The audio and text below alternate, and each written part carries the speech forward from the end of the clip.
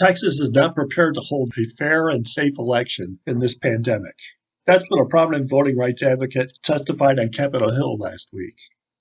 Mimi Marziani is president of the Texas Civil Rights Project, an association of attorneys who work for wider and fairer elections. She described a lack of state preparedness to the House Select Committee on the corona crisis. I asked her reasons why. We are in the middle of a global pandemic, and that has forced us to have to rethink the way that we run our elections. And really, unfortunately, in this moment that calls for leadership, we have not seen that from state officials when it comes to voting.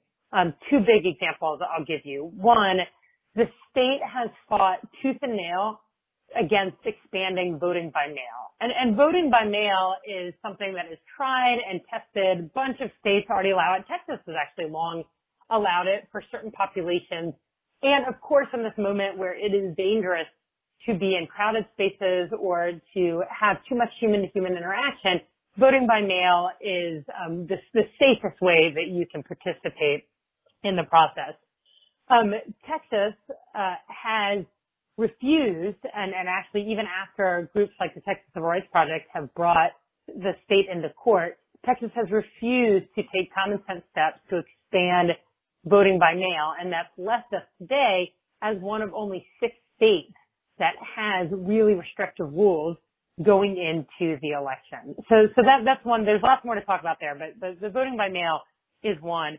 And then also, the state has done a better job in helping us get prepared to vote in person. And I want to be clear, experts agree that there are steps that officials can take to make voting in person really safe.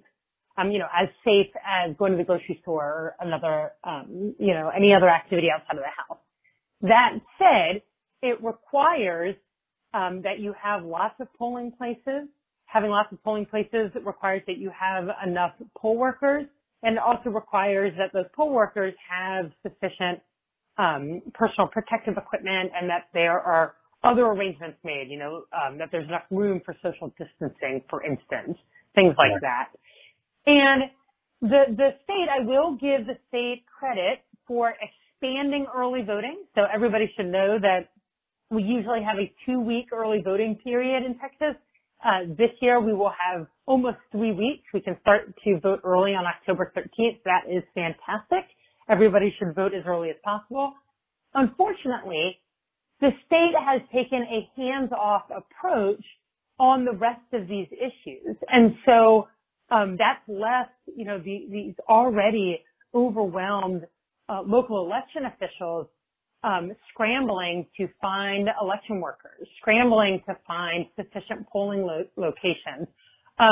In the July elections, local election officials were actually responsible for procuring their own safety equipment. I understand the state has been at least saying that it's going to provide masks and things like that for the November election, although I haven't seen any proof of that happening yet.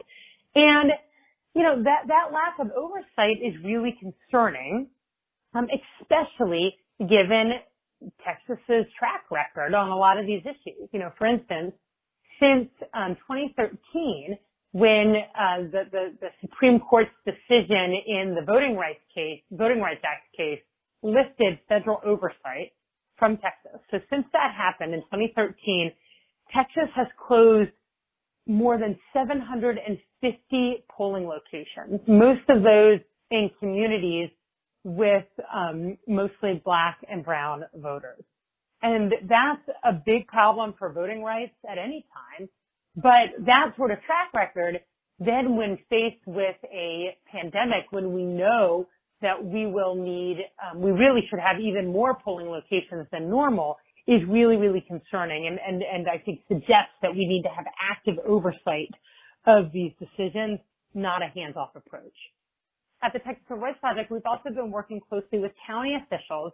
I'll actually shout out Harris County officials. Harris County has been working around the clock to find innovative common sense solutions to making voting safer and more accessible during this pandemic. And that includes mailing vote-by-mail applications to everybody in the county with clear instructions about who's eligible and who's not.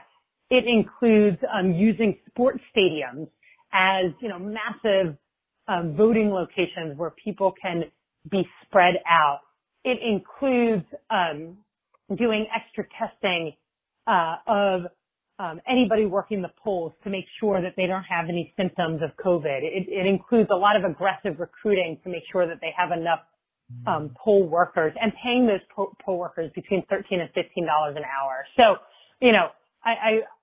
there are a lot of things that county officials can do, and I submit that right now Harris County is first in class and doing a terrific job for the voters of Houston. And then the final thing, on an individual level, yes, voting in Texas is much harder than it should be. And that's unfortunate. And believe me, I'm trying to change that. And COVID adds an extra layer of complication.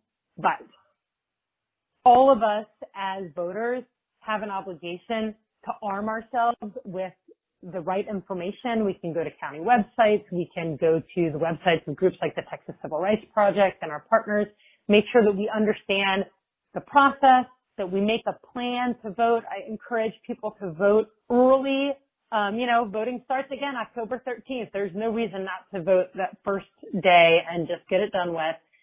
And then in addition, I would encourage voters that if they run into any issues or if they have any questions, they can call our voter hotline and talk to a legal volunteer and get the help you need. It's 866-OUR-VOTE, OURVOTE.